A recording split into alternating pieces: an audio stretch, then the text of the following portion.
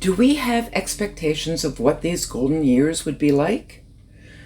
Milestones, significant progress, or events are clearly defined for newborns through the teen years. Hi, I'm Joanne Smith, and welcome.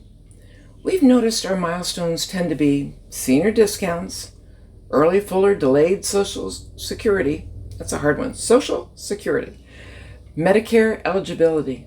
I'm glad to have all of those. But do they feel like we're building for our future selves? I'm not sure I want to be President Bush skydiving on his 90th birthday, but I know I don't want to be the character Monty Python in the Holy Grail, but I'm not dead yet. I remember my great-grandfather walked to the next town to get his morning paper, and he read every page. But I don't recall anything else that he did except when he asked for a small sherry after dinner. My grandmother lived with us from the early 1960s to her death in 1989. She worked in the town library, knit, read, did crossword puzzles, baked, and did dishes. But there are three things that come to mind. First, I was fascinated with her knitting. Nana taught me when I was 5 years old. A few years later, I handed her 5 little pieces and asked if she would sew them up. They were a sweater for my doll. Nana agreed. She sewed them and added a little crocheted edge and tiny buttons to the doll sweater. Years later, she confessed with pride she really didn't think those 5 pieces would be a sweater, but they were. Second, Christmas Day. The family tradition was Dad handed out one gift at a time.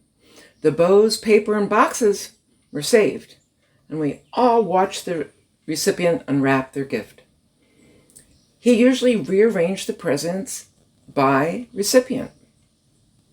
Nana had the biggest pile by far. I think we were all a little bit envious of that pile. Third, her son called her every Sunday evening before Bonanza came on. Later, it was before the Sunday night movie, but every week. Those connections she made over the years were impressive. And that's part of what I thought life would be like for those of us who've reached a certain age. However, did I create those lasting connections? Not even close. However, I don't believe it's ever too late to start, especially with our grandchildren. Even if none of them want to learn my hobbies, the connection is truly about the other person. My grandkids and their electronics. As little tykes, they seem to instinctively know how to play a game. I was impressed. 2 things have started occurring. They will text me now. Actually, Issa texted me when she was a toddler. I received a picture of a black screen and a message of gibberish. She had watched her mother and she knew what to do. I wish I'd saved that first message. Both Issa and Alex are interested in age. Issa figured out that if I gave birth to her mother at age 24, I became a grandmother at age 59. So if she has a child at age 24, her mom will be a grandmother at 59 as well. She had started the text with, "Hey, I don't know if Mommy told you, but last night I realized something super funny." That was quite clever math, and I was also interested in my daughter's response. "It tripped Mommy out, LOL." During our last visit, David had enlarged a collage photo of my dad's family that my daughter had wanted me to label so she would know who was who, because I'm not lasting forever.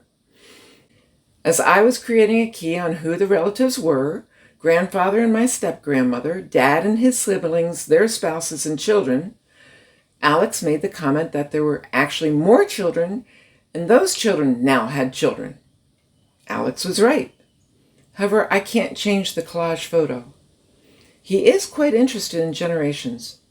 On my mother's side, I have quite a few photos going back even to my great-grandparents. Next time we visit, I'll take those photos and see if Alex would like to arrange them in a similar collage. If Alex is not interested, my nephew is, and maybe the 2 of them will work together on that project. During our visit, Issa made banana cookies and Alex made muffins. Both were delicious, and we text them on our return home how special those treats were. Sometimes people don't show up the way we hope they will, but we do need that connection. And the good news? There's no expiration date on creating connections. I'm Joanne, your encourager. On Friday, we'll have a slightly different moment about expectations when kindness shows up with work boots on.